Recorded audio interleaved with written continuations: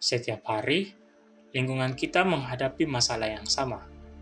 Sampah yang terus menumpuk, mulai dari plastik, dedaunan kering, hingga sisa makanan yang berserakan di ruang-ruang publik. Di lapangan BTN Tabaria, Parangtambung, kondisi ini bukan hal yang baru. Padahal, tempat ini menjadi ruang bermain anak-anak dan tempat berkumpul masyarakat.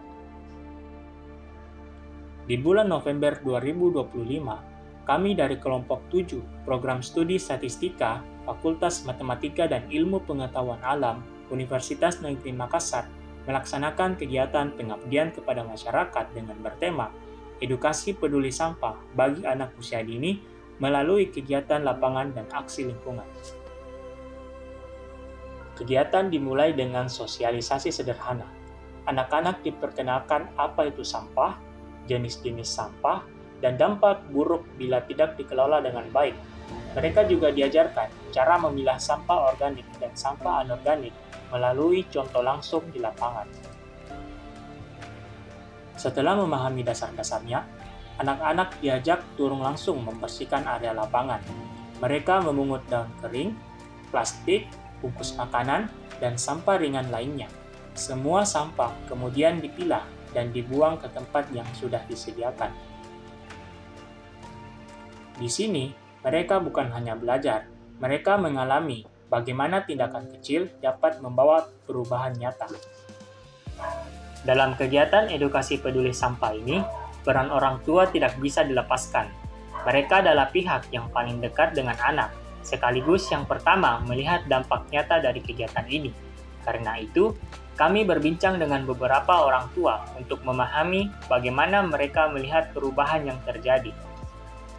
Menurut Ibu, apakah keberadaan sampah di sekitar lapangan mengaruhi kenyamanan anak saat bermain? Betul. Memengaruhi Iya, mengaruhi sekali. Kan anak-anak semua main kok dompet rambut-rambut itu apa semua apa yang bekas-bekas minuman itu. Iya, Bu.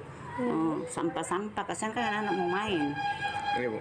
Baru anak juga yang main sembarang tuh lempar itu bekas-bekas apa anak. Oh, iya, Bu. di pinggir situ juga. Iya. Jadi terganggu sih. Sedangkan itu ada anunya tuh baru itu juga yang ini kan puskesmas.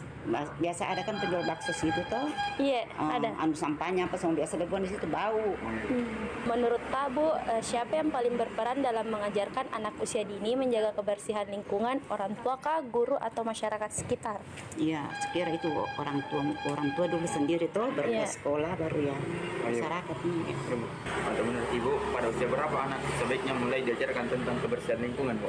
Sekira itu dari umur 7 tahun paling ini dia itu diajar mana harus merapikan pakaiannya apa mau pergi sekolah, jemur handuk, mandi apa semua. Baik, pertanyaan terakhir Tabu, apa harapan Ibu terhadap lingkungan sekitar dan kebiasaan anak-anak di masa depan terkait pengolahan sampah, Bu?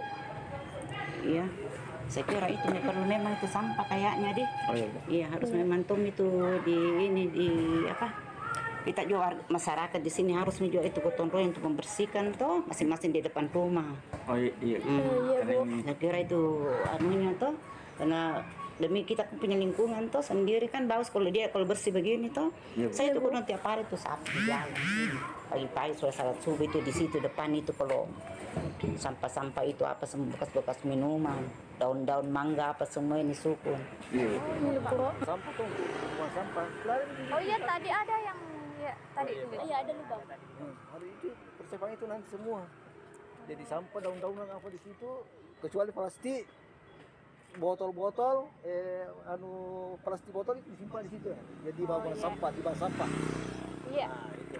Baik Pak, pertanyaan kedua, menurut Bapak siapa yang paling berperan dalam mengajarkan anak usia dini menjaga kebersihan lingkungan, apakah orang tua, guru atau masyarakat sekitar? Ya orang tua terutama orang tua dulu.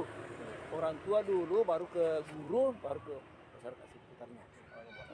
Menurut Bapak, pada usia berapa anak yang mulai diajar tentang kebersihan lingkungan, Pak?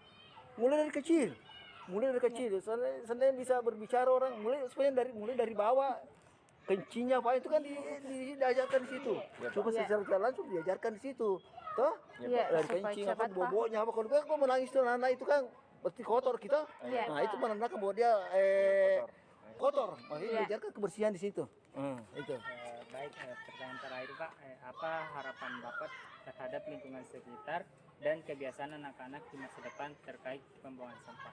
Wah, itu sangat penting sekali itu. Karena apa? Karena harapan kita di sini supaya bersih lingkungan di sini, anak-anak harus diajarkan seperti yang biasa diajarkan di lapangan. Kalau ada sebelum main bola anak-anak suruh kumpul dulu botol-botol apa plastik sampah Oh iya, itu. kayak tadi Pak sudah di anu. Sudah Pak disuruh.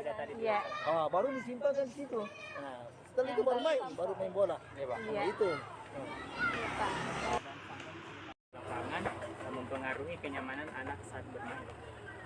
Kayaknya kurang menyenangkan, kan anak-anak biasa mengeluh sampahnya. Terus Pak, menurut Ta, siapa yang paling berperan dalam mengajarkan anak kayak usia mereka menjaga kebersihan lingkungan? Apakah orang tuanya atau gurunya atau masyarakat sekitar sini, Pak? Masyarakat sini. Menurut Bapak, pada usia berapa anak sebaiknya mulai diajarkan tentang kebersihan lingkungan? Sejak dini. Yang terakhir Pak, apa harapan Ta terhadap lingkungan sekitar di lapangan sini dan kebiasaan anak-anak di masa depan terkait pengelolaan lingkungan? Pastinya sampah dibuang pada tempatnya. Kalau sudah beraktivitas seperti saat main bola, sampahnya dibuang. Ya, Pak. Perubahan terlihat jelas. Lapangannya sebelumnya tampak tidak terawat, kini lebih bersih, nyaman, dan enak untuk dipandang. Bukan hanya lingkungan yang berubah, tetapi juga pola pikir masyarakat di sekitarnya, terutama bagi anak-anak. Kerjasama antara warga, anak-anak, dan tim pelaksana menjadikan kegiatan ini lebih dari sekedar program pengabdian. Ia menjadi awal dari budaya kebersihan yang ingin terus kami tumbuhkan. Kami percaya perubahan besar bermula dari tindakan kecil. Dengan edukasi yang tepat dan kerjasama yang kuat, anak-anak dapat menjadi agen kecil yang membawa dampak besar bagi lingkungan. Pengabdian ini mungkin sederhana, tetapi nilai yang ditanamkan dapat tumbuh menjadi kebiasaan dan budaya yang terus hidup untuk lingkungan yang bersih, sehat, dan ramah anak.